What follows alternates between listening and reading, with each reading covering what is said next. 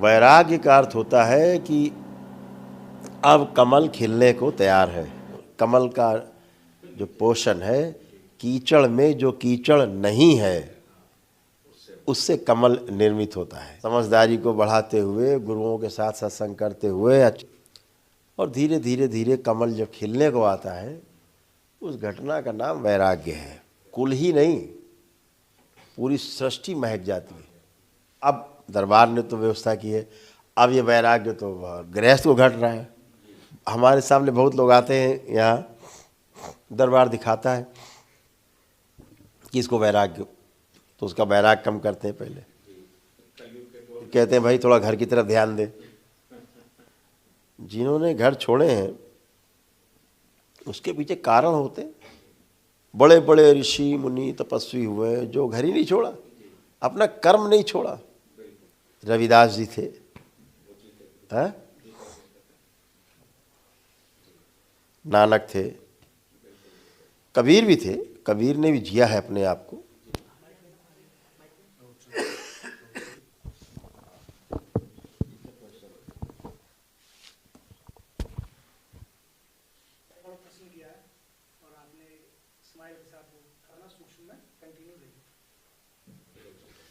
गुरुदेव प्रणाम। गुरुदेव, एक प्रश्न मैंने आपसे कई बार किया है। बाबा ने 111 वर्ष की उम्र में शरीर छोड़ा था, अपना स्थूल शरीर। उसके बाद भी बाबा की यात्रा और बाबा की साधना सूक्ष्म में निरंतर बनी रही। जैसे हम साधना कर रहे हैं, बाकी भक्त दरबार की जो साधना कर रहे हैं, और अभी हम स्थूल शरीर में अपने निवास कर रहे हैं। जब हमारा शरीर छूटे या उस स्थिति को हम स्थूल शरीर के त्यागने पर ही प्राप्त हो जाएं, जैसे बाबा ने शरीर छोड़ा 111 वर्ष की उम्र में स्थूल शरीर, फिर बाबा सूक्ष्म में गए, फिर कारण में बाबा गए, फिर बाबा महाकारण में, और अब परम तत्व में विलय। कि हम उस अवस्था को, स्थूल शरीर को जब हम त्याग करें तभी हम उस अवस्था को प्राप्त हो जाएं।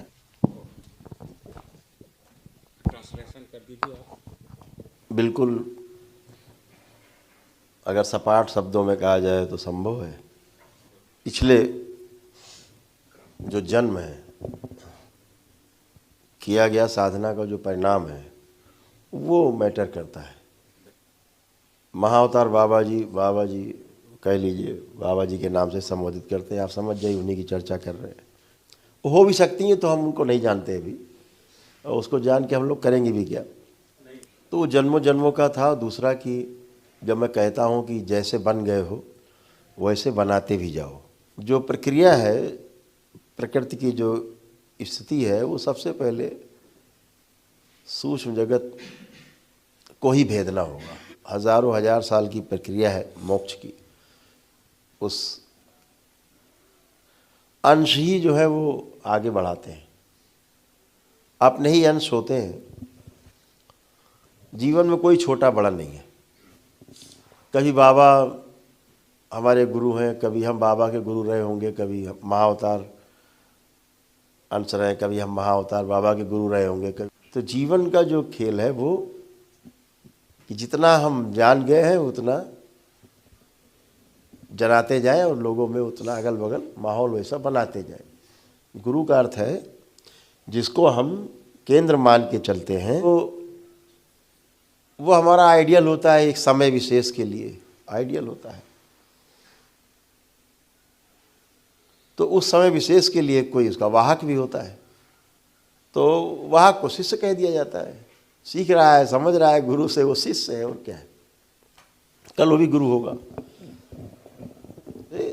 ये संभव नहीं है कि एक ही बार में कोई महाकारण जगत, हजारों वर्ष, कभी कभी लाखों वर्ष लोगों को। और